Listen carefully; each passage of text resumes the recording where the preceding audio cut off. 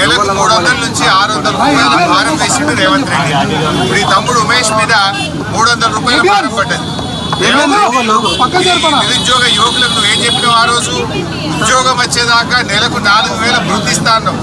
4000 నిరుద్యోగ వృద్ధి ఇవ్వలేదు. జాబ్ క్యాలెండర్ జాబ్లెస్ క్యాలెండర్ అయిపోయింది. మొదటి ఏడాది 2 లక్షల ఉద్యోగాలు అన్నావు. 2 లక్షలు కాదు కదా, 20,000 ఉద్యోగాలు కూడా ఇవ్వలేదు. నిరుద్యోగ యువకులను మోసం చేసిండు రేవంత్ రెడ్డి. పైగా బస్ ఛార్జీలు పెంచారు. ఇవాళ మేము పేద ప్రజల పక్షాన, మధ్యతరగతి ప్రజల పక్షాన పెంచిన బస్ ఛార్జీలు దించాలని రేవంత్ రెడ్డి డిమాండ్ చేస్తా ఉన్నాం. ఇవాళ రేవంత్ రెడ్డి ప్రభుత్వం 20 నెలల్లో 5 సార్లు బస్ ఛార్జీలు పెంచింది. ఒకసారి రౌండ్ ఫిగర్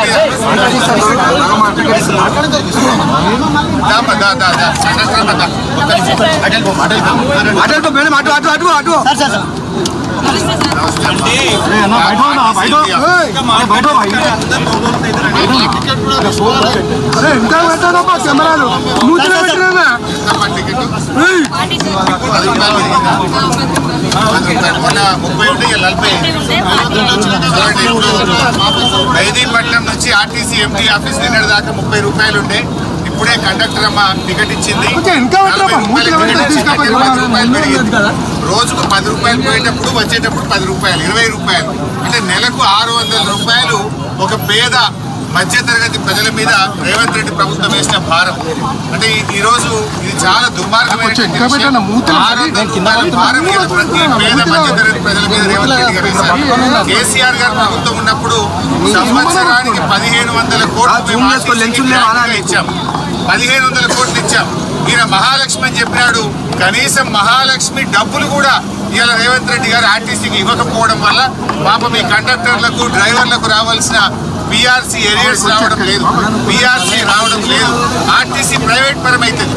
ఇప్పుడు ఈ కండక్టర్ పరిస్థితి రేపు ఏమైతుంది? ఎలక్ట్రిక్ బస్సు వస్తే ఈమెను ఏ వరంగల్ జిల్లాకు నల్గొండ జిల్లాకు ట్రాన్స్ఫర్ చేస్తారు.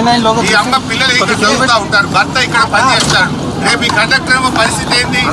హైదరాబాద్ మొత్తం ప్రైవేట్ పరం చేసి ఎలక్ట్రిక్ బస్సులు పెట్టి ఆర్టీసీ బస్సులు లేకుండా చేసి హైదరాబాద్ లో పనిచేస్తున్న 12,000 డ్రైవర్ కండక్టర్లను ఇవాళ నిరాశ్రయులు చేసి హైదరాబాద్ నుంచి పంపే ప్రయత్నం చేస్తున్నావు. ఉప్పల్ డిపో అమ్మకానికి పెట్టినావు. మియాపూర్ లో ఉండే వర్క్ షాప్ అమ్ముకుంటున్నావు. జేబీఎస్ బస్ స్టాండ్ ను హడ్కోలో 1500 కోట్లకు కుదబెట్టి బస్ స్టాండ్లను కుదబెట్టి అప్పులు చేస్తున్నావు రేవంత్ రెడ్డి. ఇవాళ ఆర్టీసీని ప్రైవేట్ పరం చేసి కుట్ర చేస్తున్నావు.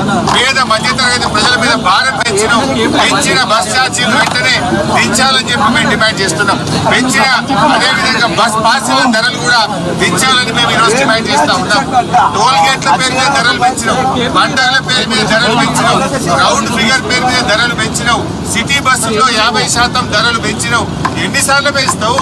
నీ 20 నెలల్లో 5 సార్లు బస్ టికెట్లు పెంచి పేదల ఉసురు పోసుకుంటున్నావు. ఆడోళ్ళకు ఫ్రీ అన్నో మగోళ్ళ దగ్గర డబ్బులు వసూలు చేస్తున్నావు. ఆడికాడికి అయిపోయా. భార్య ఫ్రీ అంటే భర్త దగ్గర డబ్బులు వసూలు చేస్తే నువ్వు ఏం ఫ్రీ చేసినట్టుగా సమానం అయిపోయా.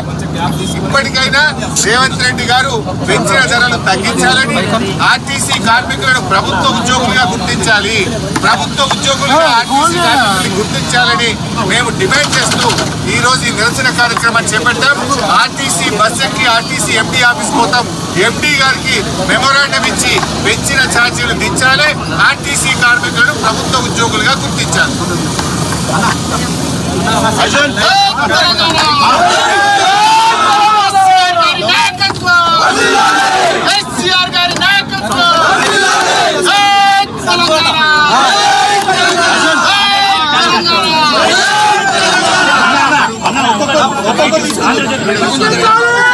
సింగిల్ లో ఎట్లా పెడతాను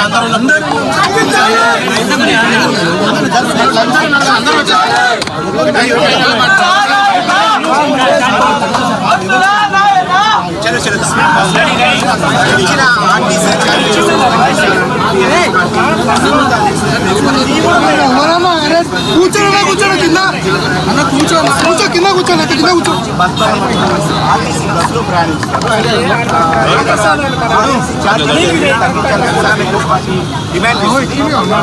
మాట్లాడితే